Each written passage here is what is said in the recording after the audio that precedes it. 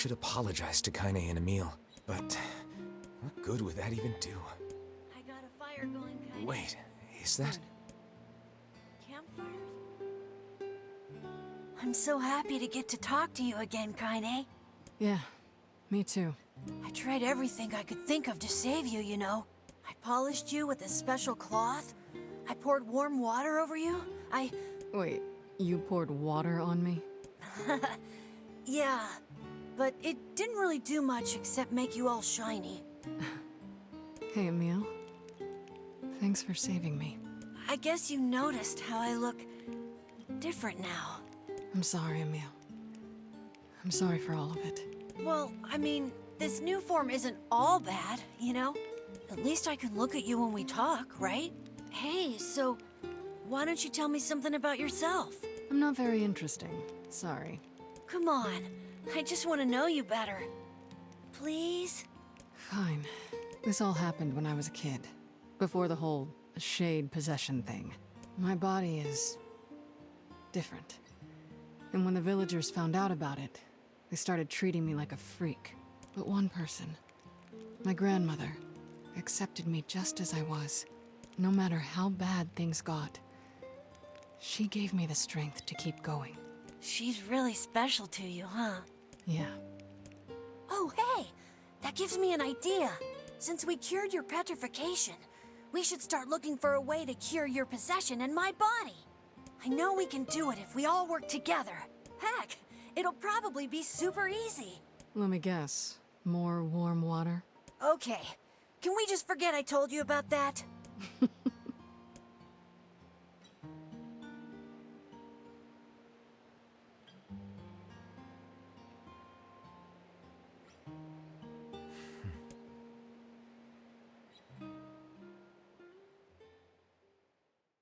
There's a small little cutscene we didn't actually get to see the first time around.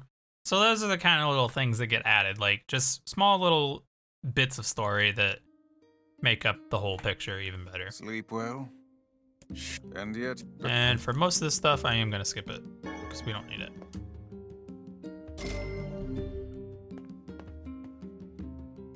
What might that be? It's Mom's diary. I have not heard you speak much about your mother. She got the Black Scrawl and died when I was little. My apologies for bringing it up. It's all right. I can barely remember her face anymore. This is the only thing I have left of her. Reading it helps remind me of when we were still a family. I see. But the final entries get a little... strange. In what way? Well, here, take a look. This is actually the DLC that I never got to experience in the original game. You get to see about his mom, him and Yonah's mom. Say there, can you not hear me? Oh, shit! Oh, we get to play Dad Why NieR! are you standing about like a slack-jawed ninny? Sorry. Felt like I was dreaming or something. Oh, shit! Sleeping on one's feet is quite the talent indeed. Come now, there's the door. Right. Let's go. Oh, yeah. Proceed beyond this point and you'll be unable to save until the battle is over. Do you want to go through the door? Fuck yeah, I do. I never got to do this. My cough just wouldn't quit today. I bet NieR would have rubbed my back if he were here. Or if he were here. Oh. This is the world of the recycled vessel created to avoid the destruction of all. Ooh. It's got fucking dope music.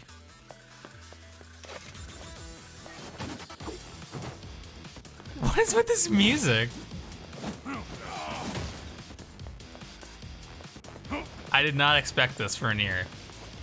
This is so cool.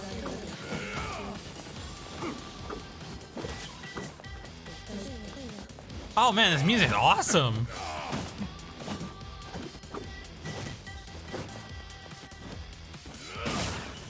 So this I think this little DLC is supposed to be really good for like material grinding, or at least it was in the original game. I just never had it because it was like I played this game when I was young and I never had the $10 to buy it.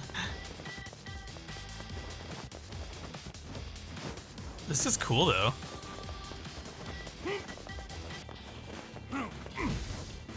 What the fuck? Where do I go?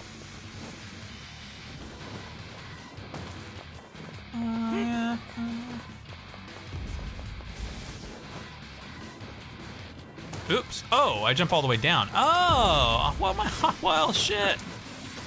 I never even had to run down the steps. That was easy. That's such a dope soundtrack.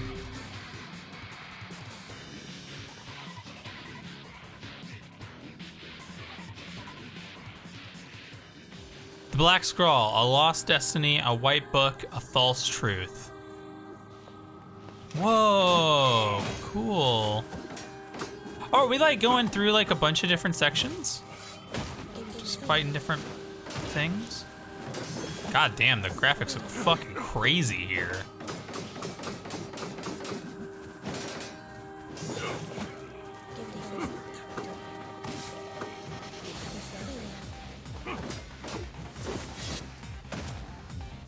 We have the dope fucking music. This whole shit is so cool.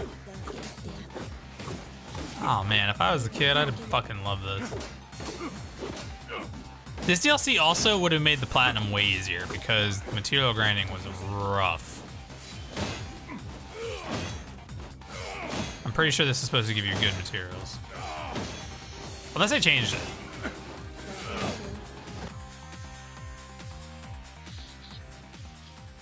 Soldiers of Salt calling forth white death. They are legion who plunge the world into darkness.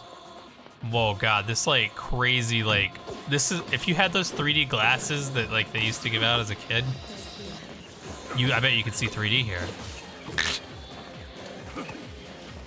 This looks so crazy.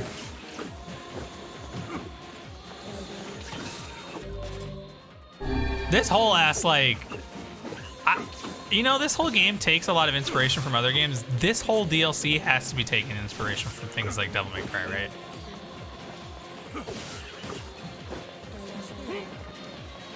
That's my headcanon anyway. God, the music's so good. Are these on the... I wonder if these are on the soundtrack that I have. Like these like remix versions.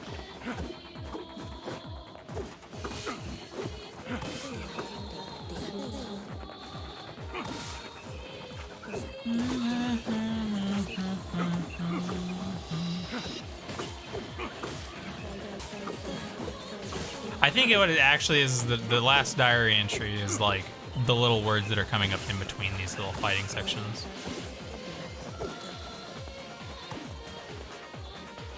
This is cool. Fool's Embrace, a new sword. We take those. The dragon's corpse brought death to the world, delivering unto it the power of magic.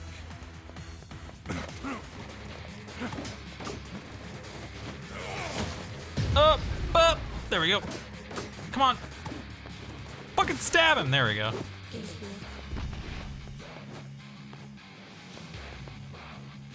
So cool. I love the music.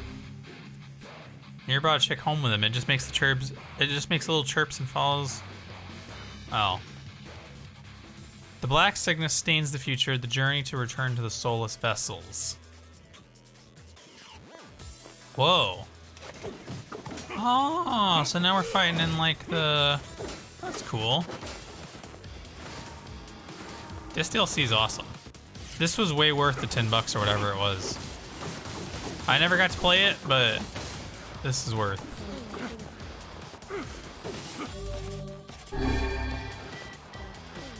This fucking remix is so good. Whoa, this is like whole new platforming. This is cool. What? This is a new fuck.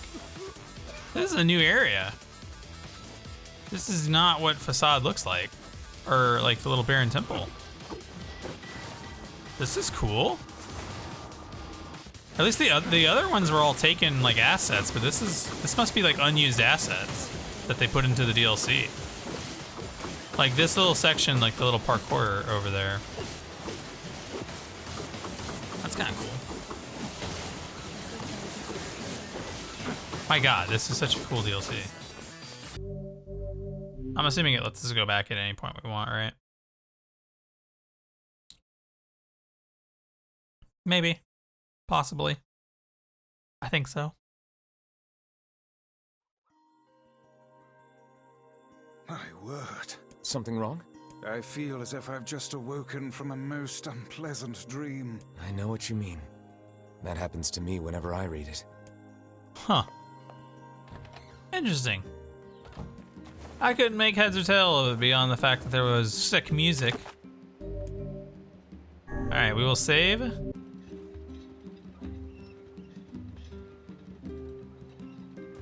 Alright, everybody, we're back with more NieR, and this one's gonna be weird. So for the rest of this series, what I'll probably be doing is, well, there's not gonna probably be too much left, honestly. I'm pretty close to the end of what all is new that you'll end up seeing.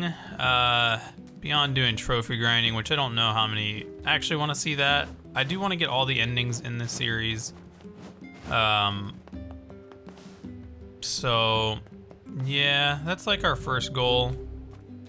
Our next goal is also, we do want to, at least for ending B, we want to re-record the section of the game. I can skip through all this, there's nothing new. We want to re-record the parts that my audio was screwed up. That's the only thing else. It'll be its own separate episode. Feel free to skip it if you don't want to see it again. But I'll probably just add that in. As far as I remember, B ending, honestly, there is not much to it beyond the Kaine story, which is its own episode.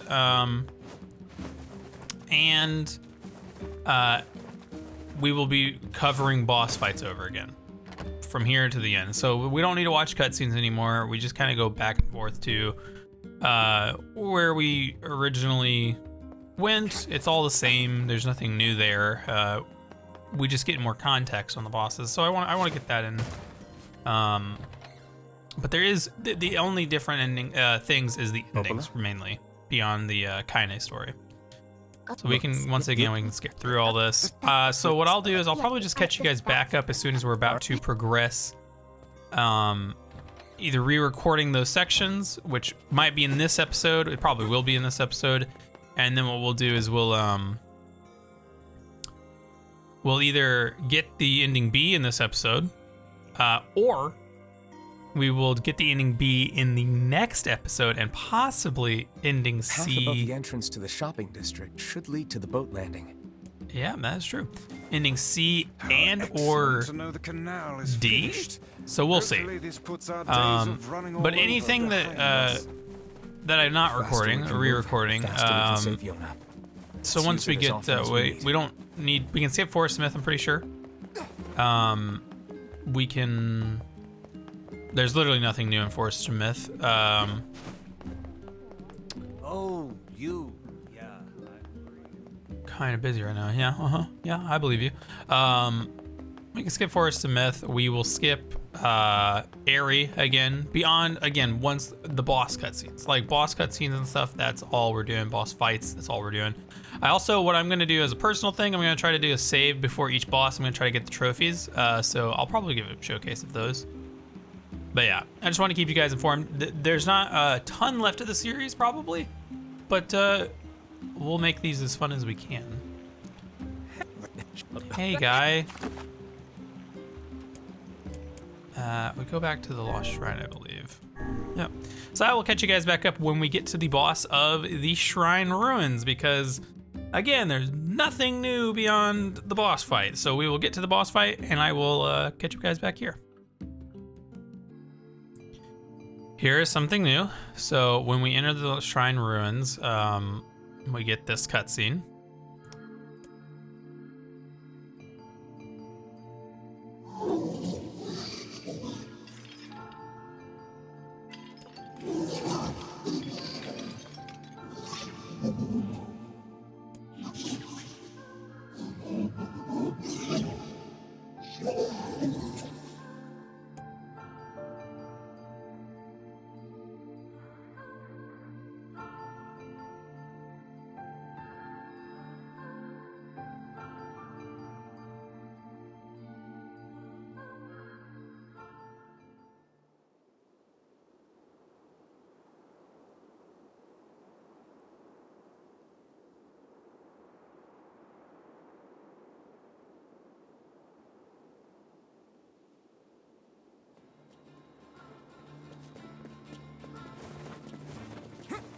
Alright, so that was cool. We get to see a little bit of the boss talking, and that is why we will be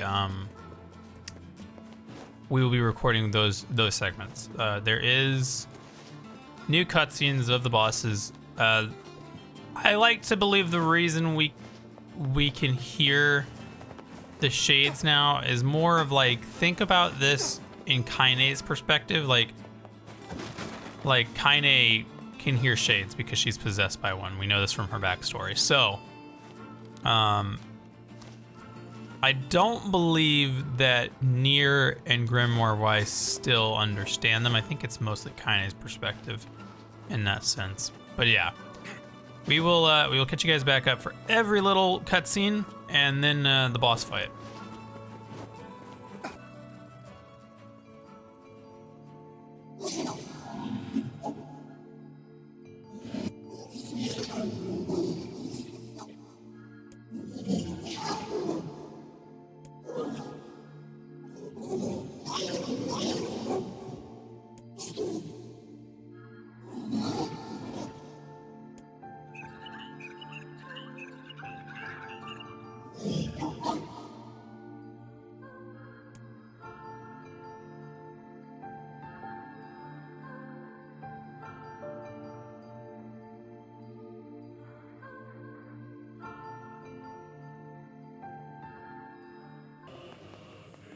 Don't talk to me.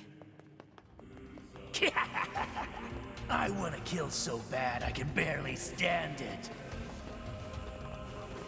That's another thing. We do get to see a few of the voice lines with Tyrion talking to Kaine, which again is why we hear shades. But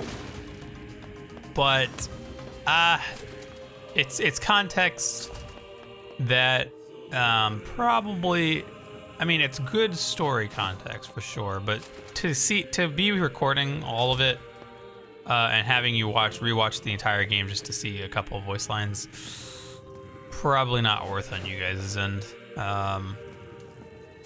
So we will, like I said, only cut back in for the main cutscenes of the game. This is all too easy. So yeah, unless there's something particular that I find interesting that you guys might want to see, I'll probably just skip through most of this.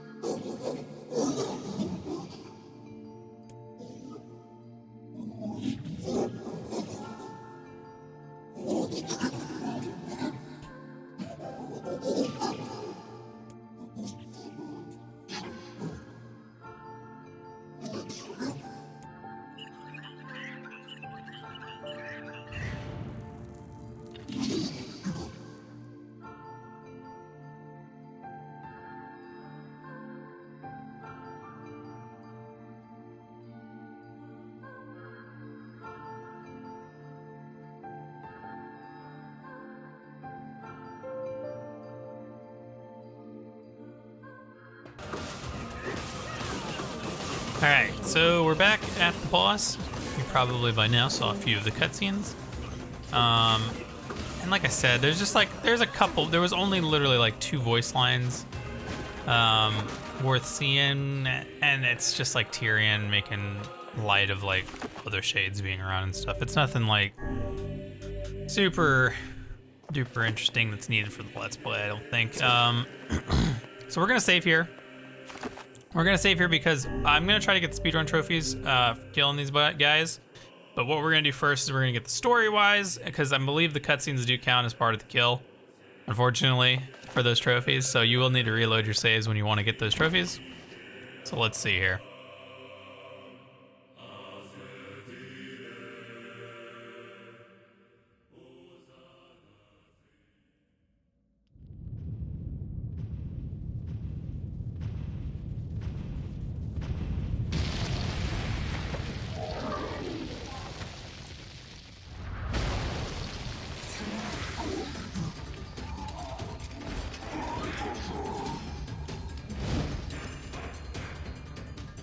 Oh yeah. So there is a lot of talking. I advise if you're watching this to mostly just look in the top right, or top left, and just read some of the new storyline that we didn't get to see Lure them to the before. light. Never got to really Pathetic see the this. end, I see. Aim for that statue. It's the leader.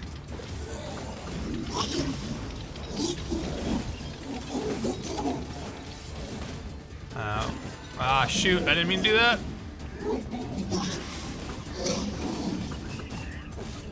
Nah, it has been a moment since I've last played. I wanted to do some of my power-ups, but you know what, for this it doesn't seem to matter. I don't really want to rush the story part of it, but I will do it when Funny. I'm gonna start crying. see that one we can hear. Tyrion, I think the only reason Tyrion might be able to have a voice You cannot hope to best me. is because he's possessing Kaine and we're just hearing Kaine's Creatures cannot head. abide the sun. Lure them into the light.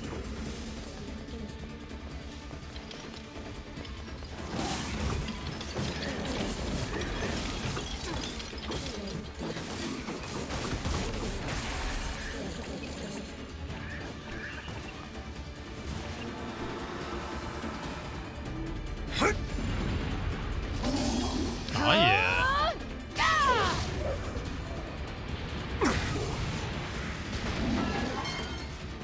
Have you felled the beast?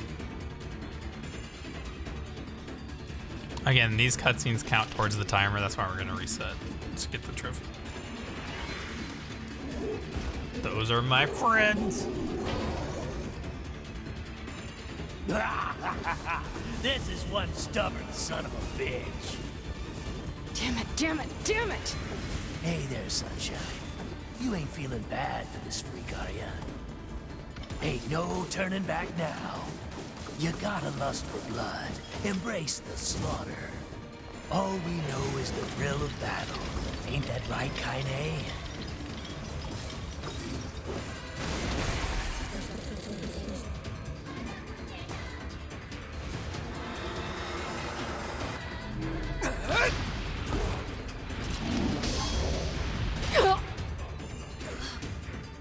Kaine!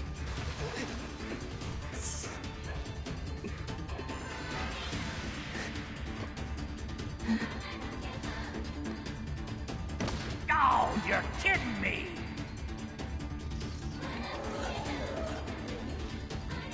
Kaine!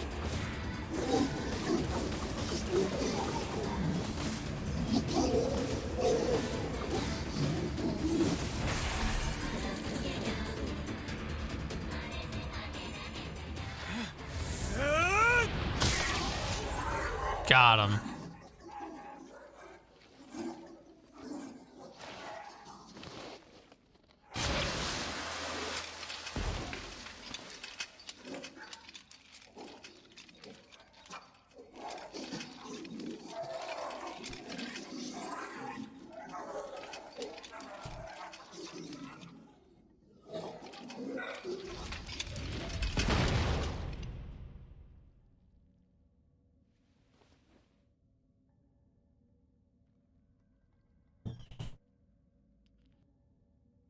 Kaine! Are you alright? Kaine! I fear there is little we can do for her. No! Kaine!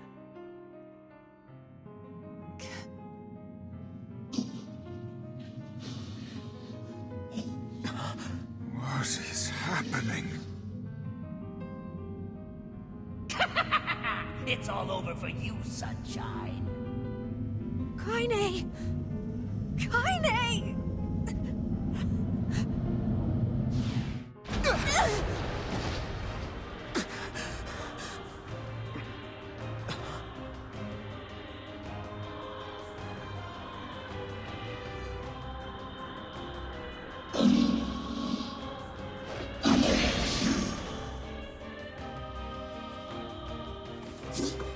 All right. It's Kaine's shade! We've no other choice. We must strike it down. Kaine! Come back!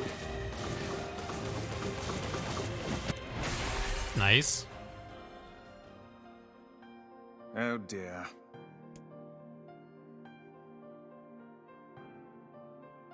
Kaine! Kaine! Kaine! I couldn't hold it back. I can't be with...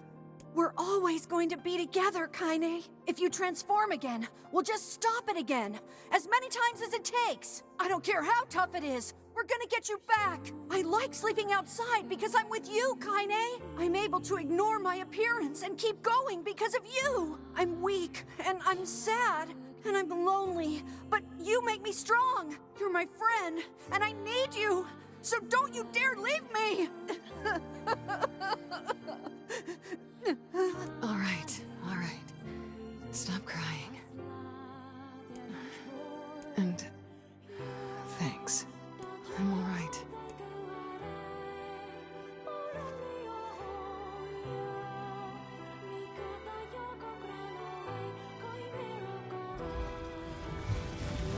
Over there.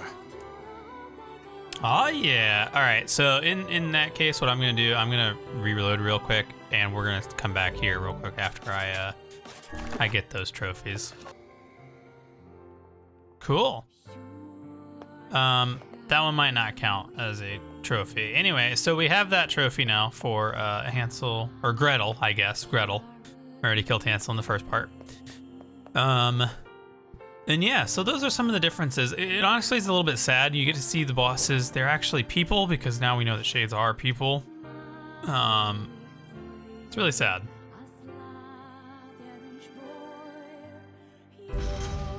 And It's me. are remarkably useless. Yeah, we already seen that. So I will catch you guys back up when I believe we're heading to the underground It's a cipher of some kind. weapons lab I of sorts. wrote down all the words I can understand. This fragment is called the...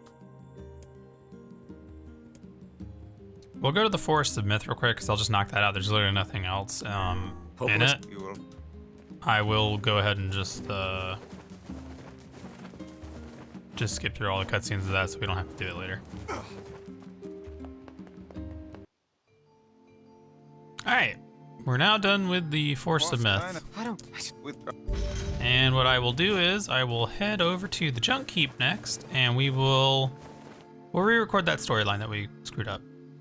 Let's go to the Junk Heap. Now, one thing I am really excited to see is the seafront mission. That was not in the original game, where you fight the giant like shade in the ocean.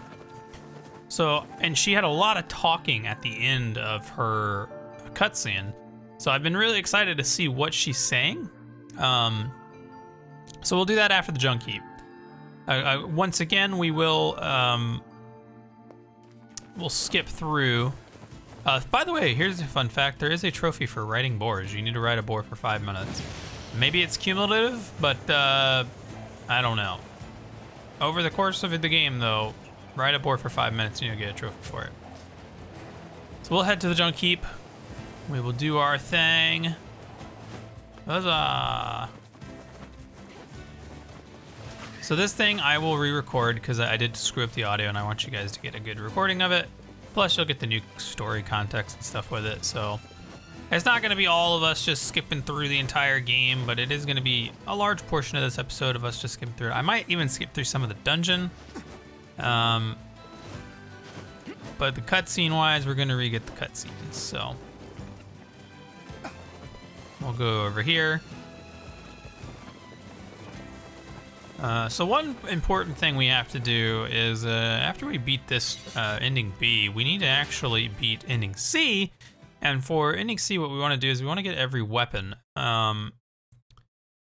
So we will be doing a little bit extra in the next episode. It's not going to all just be skipping. Damn! Where'd they go? Get him! Don't let him escape!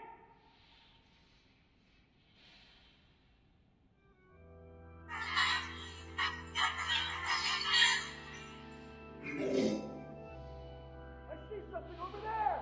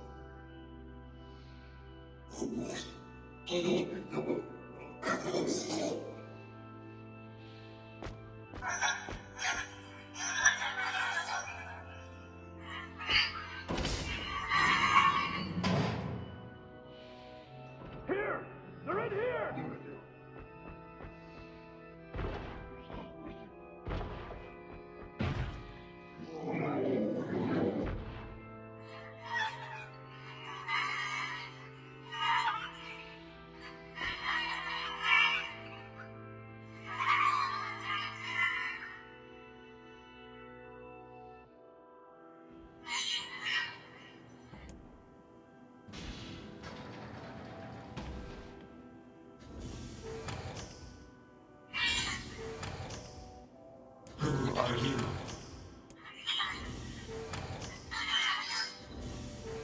Military defense robot, P-33. You are an intruder. You must be eliminated. Error. There is something leaking from your eyes.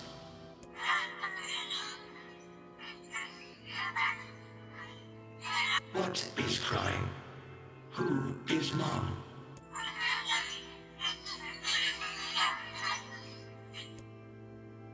My creator is also dead. He perished hundreds of years ago. 874 years, 10 months, 14 days, 4 hours, and 43 minutes. 44 minutes. I am incapable of being lonely, or missing others, or crying.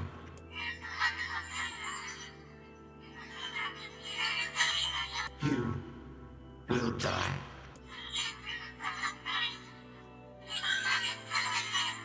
Why will they kill you?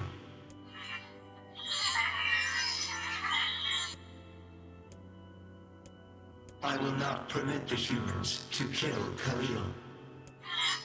Military defense robot P-33 will protect you. P-33 is charged with defending others. P-33 will defend Khalil.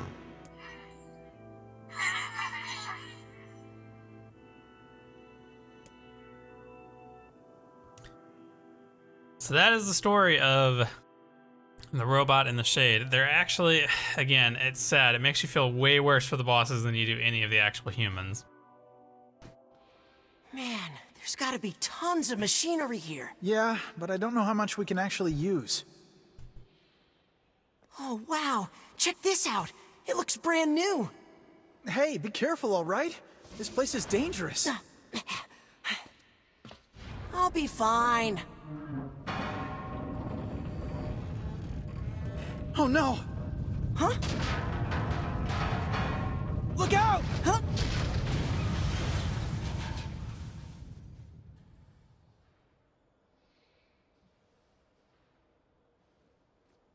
Huh? Huh?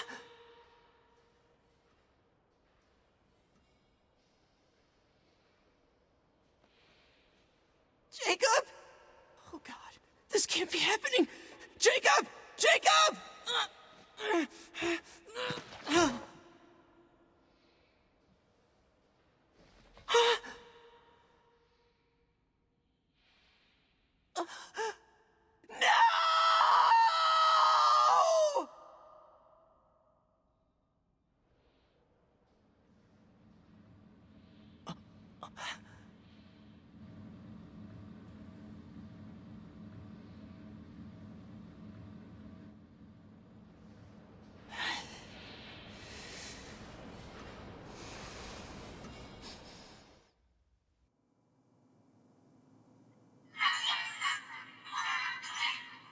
The noise of the intruders caused the structure to fail. They should have proceeded with more caution. One intruder has perished.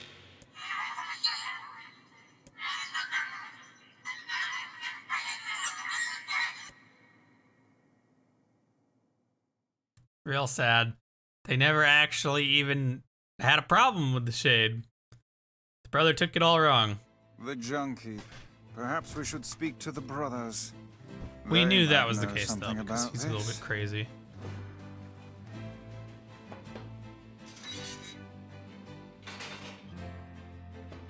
Oh, hey there. It's been a while. You're the little one, aren't you? You've grown up. How fares your brother? My brother's been dead for 4 years. Oh, I see. Please forgive the question. It's okay. I need to ask you something. What is it? You heard any rumors about shades around here? Not the little ones. I'm looking for one that's unusually big and powerful. No, I haven't heard about anything like that. But I haven't really been listening. All I want is to destroy robots. Just rip them up. Okay. Never mind then. See you later. Wait! Yes. I recently got my hands on a weapon. A very powerful weapon. I thought you might get some use out of it. Don't we already have this weapon? Shh. These things happen the second time around. This sword has seen better days. Yeah, it's pretty beat up. I mean, there's potential, but it's fairly powerless right now. Can you repair it? I can repair anything with the proper materials. If you'll fix it, I'll get the parts. I'm so glad I decided not to throw this out. I'm gonna need some memory alloy. Only the real big enemies on the second basement level have them, so watch yourself. Also, here's the passcode to get down there. Use it on the elevator. You got it. I'm gonna... Only the real big... You got it. By the... What can I help you with? I was kind of hoping I already had a memory alloy. I guess I don't. So this is kind of neat. We can upgrade our weapons. We don't have the stuff to upgrade our Phoenix Spear, though. Come. I want to see if I can...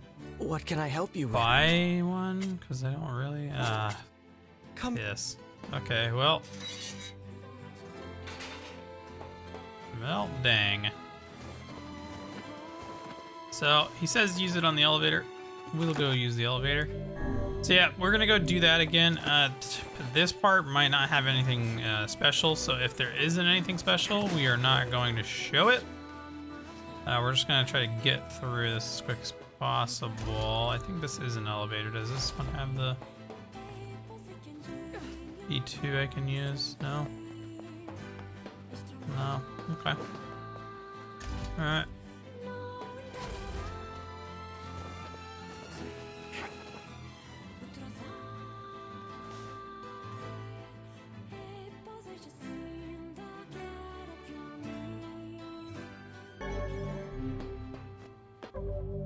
It's a shame about the older lad. He was but a child. Sounds like you went into a dangerous area for the sake of the business. So it looks like you just had to go into there for the story part of it, but I already had a memory alloy, so it does let me just update it.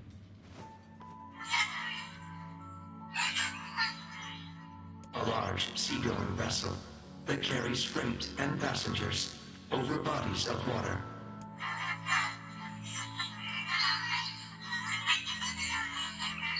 You have taught me much, Khalil. You have helped to expand my vocabulary. You have instructed me in the ways of the outside world.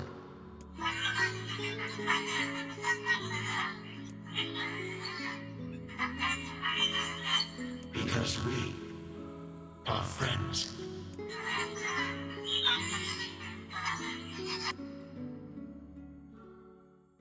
Very sad.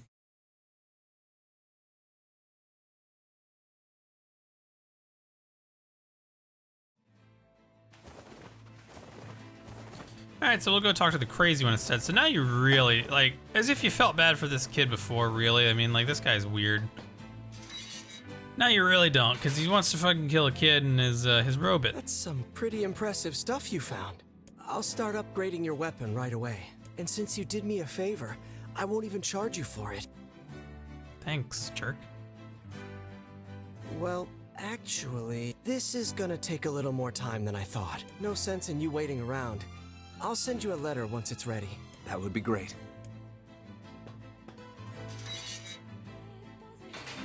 It appears we have some free time on our hands. Maybe Popola's found some... Very well. Alright, we will go do the Popola thing. So that's the first part of the story. We get a little bit of context there. I guess at this point we'll probably go re-record Facade. Unless we have to do Seafront early. I don't know. Let's redo Facade. We'll do the Seafront stuff last. And then get the ending in the next episode, probably. It's probably the best way to do this. So yeah, we'll head back to Popola. Again, we'll do whatever it tells us to do, but I think we have a choice of Facade or Seafront. So we'll probably do Facade first just to get that re-recorded. Oops, didn't mean to hit you, Mr. Boar. Looks like up next is the Airy. So yeah, I guess we'll get the area done, and then we'll redo facade. The area, huh? We do not desire.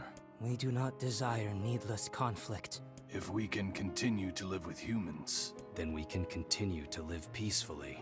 But that young man will come. Yes, the young man will come. He will kill us all. Women and children included.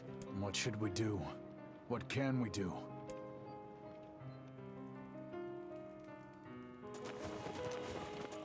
All right. So again, like last time, I'm gonna save here so I can get the boss kill trophy, and we'll get the cutscenes.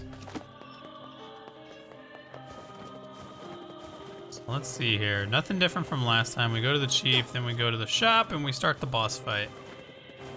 This one might even have less context than the other areas, so we'll probably skip out a large portion of the boss kill unless there's some talking in the middle. I don't remember. This one doesn't really have loading screens to like give you extra context, really. That was new context. So we know that going into this, the shades were, or the villagers were shades already, obviously, and then they figure that they would be able to work, you know, live normal lives if they just stayed holed up, I guess, which is why the area has been like this. Here we are. Hello? We're here from Popola's village. It's all over. We came to ask about the letter you sent. Our days are numbered. Our village is doomed. As cheerful as ever, it seems. You're the one who wrote the letter, right? I don't know about any letter. What the hell is going on here? It may be faster for us to take our inquiries elsewhere. Let us ask around. Someone must know something. Yep. That someone being the shades.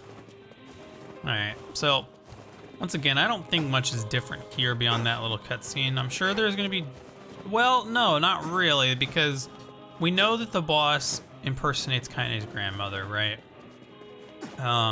That's because that whole cutscene was for Kaine, like, and again, Kaine is the reason we can hear the shades. So if there is nothing different here, we'll just skip through this. If not, we'll see. Huh?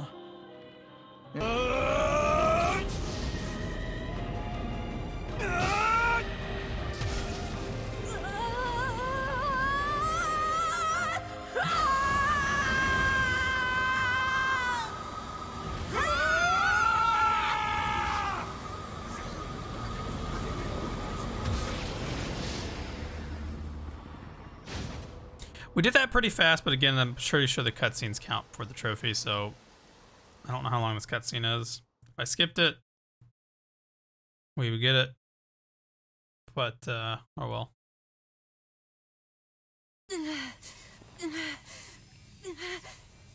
Emil! Emil, wait!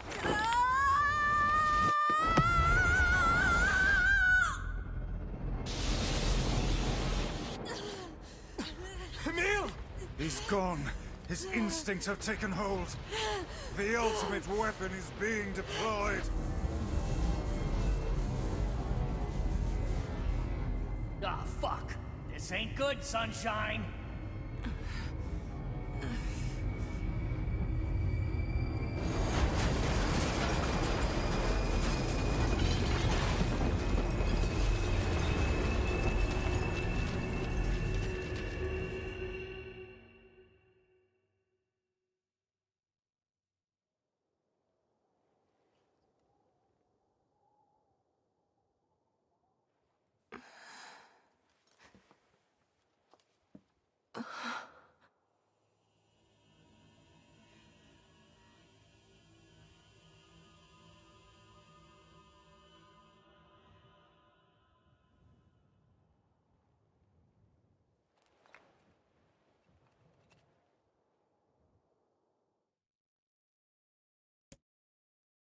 Uncontrollable magic, I have to protect the people I love.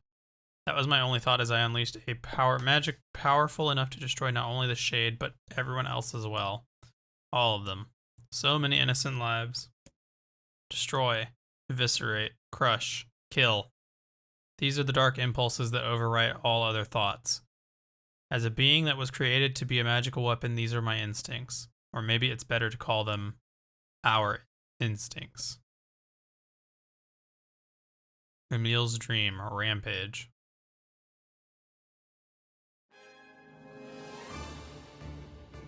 A klaxon sounds from deep within the bowels of the laboratory. Thick metal shutters drop down, sealing off the room with a series of dull metal thuds.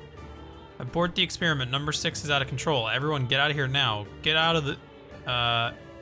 The researcher's words are abruptly cut off as a massive hand materializes out of the gloom and lifts him high into the air. The researcher begins to scream. He screams and screams, the sound of echoing off the walls of the laboratory until the hand squeezes down, coating the room in a deep crimson hue. The rest of his colleagues stand in silence, mouths open, unable to process what they just seen. Then a female scientist takes a step back and lets fly with a heartbreaking wail. But this is a terrible mistake, for the sound of her cry brings forth a monster in all its terrible glory. Its body is a bloated corpse, its head is a grinning skull, and it is massive, many times the size of a human. The head lolls from side to side as it tromps through the room on all fours, bringing to mind the wild maneuverings of some wretch-starving beast. This creature, this thing, is experimental weapon number 6, also known as Halua. No, oh no, please stop. Oh God, save me, I don't want to die. One by one, the maddened cries of the researchers are silenced. If number 6 understands their petitions, it pays them no heed, instead continuing its rampage of destruction and slaughter with a focus that borders on obsession. After an eternity, the screaming stops, the alarms fall silent, and only then does the creature make a sound, howling out with an unfathomable roar that echoes up and down the empty halls of the blood-soaked laboratory. That is a long sentence. It's a sound that curses those who had dared bring such evil into the world, and yet one that also seems to be pleading for help.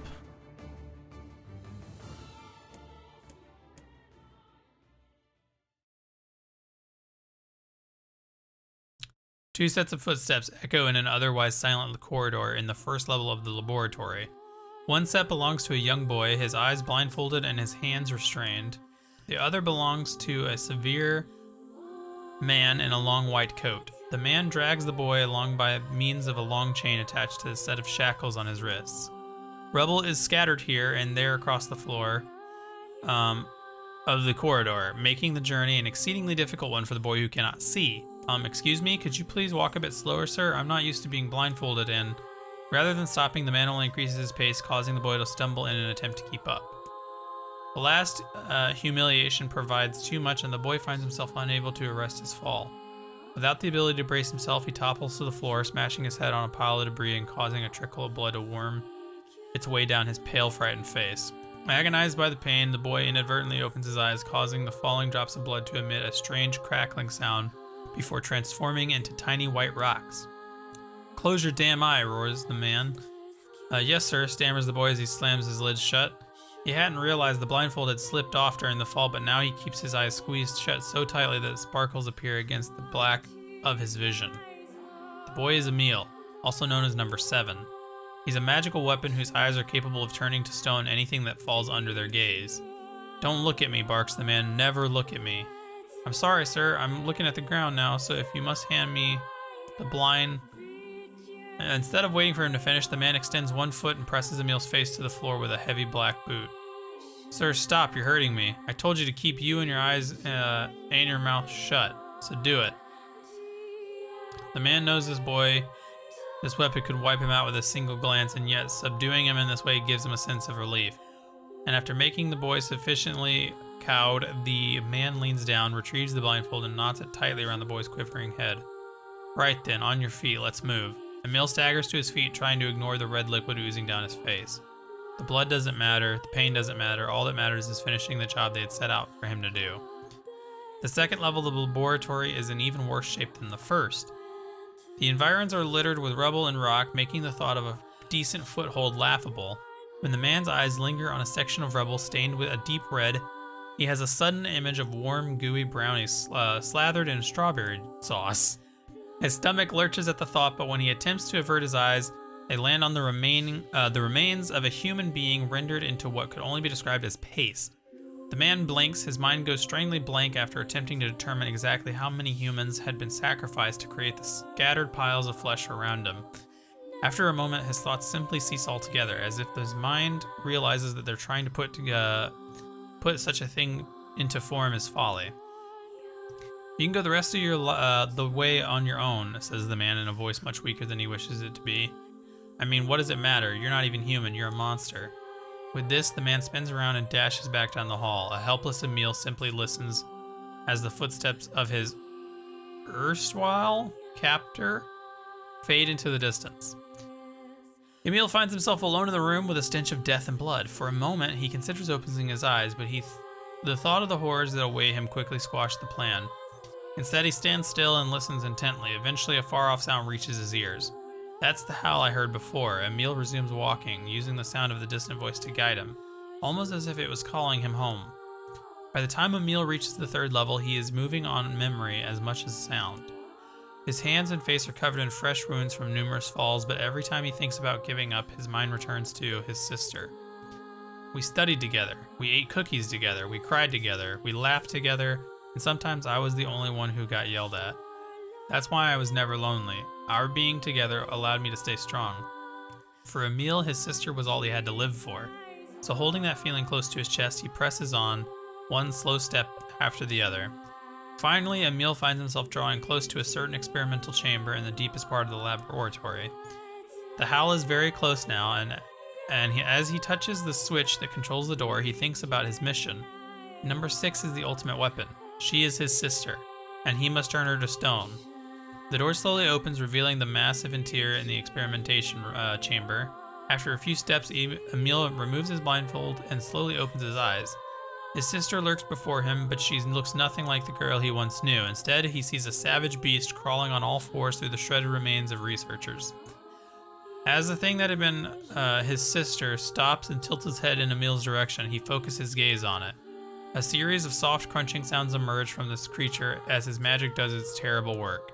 First the fingers, then the hands, arms, legs, head. What little color of the beast once possessed fades to a dull ashen gray, and yet somehow it summons what strength remains and pulls itself towards Emil one slow lumbering effort at a time. Wailing, the massive monstrosity closes in. Is she worried about me, or is she coming to kill me?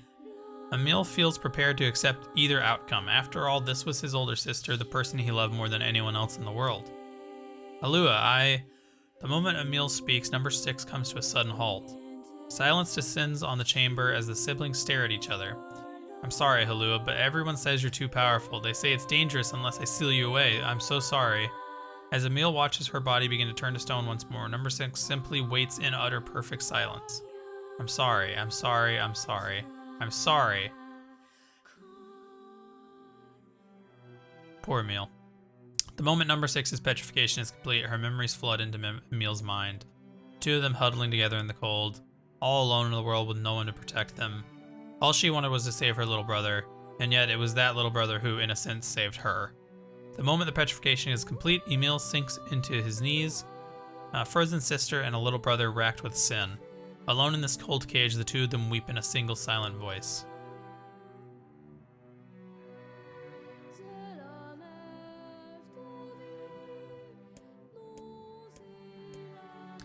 It was our combined power that destroyed the Aerie. Whole existences, entire lives, even their memories. We took it all. We took everything. My sweet gentle sister turned into a monster, and the same thing will happen to me now that I have her power. If my instincts are as a weapon win out and destroy me in the process, if that power ends up hurting someone I love,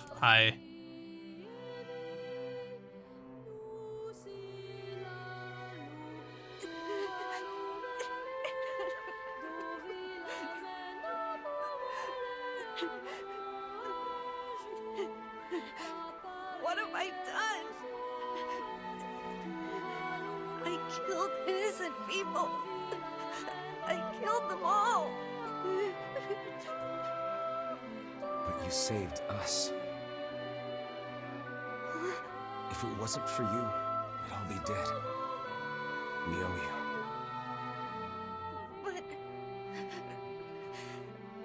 But I... It's all right.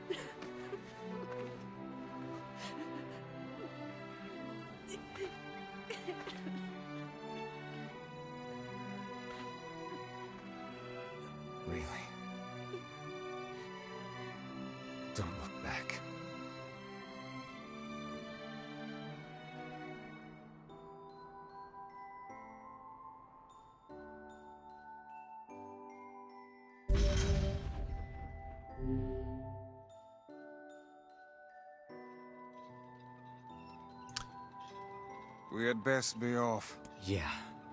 All right, and with that, I'm gonna re-get the speedrun trophy before I save here. We'll end the episode here. There was a little bit of extra meal store. This one's gonna be weird. There's gonna be a lot of jump cutting probably, but I hope you guys enjoyed it. In the next episode, we will do Facade again, and we will also do the Junk Heap, so you can get the extra story. We can get the extra story, obviously, but also I'll re-record those so that the audio is better if you did want to re-watch it.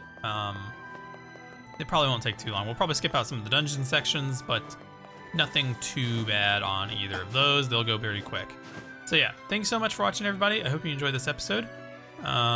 Stay tuned for Ending B, possibly in the next episode, maybe the one after that. But anyway, I hope you guys enjoyed it.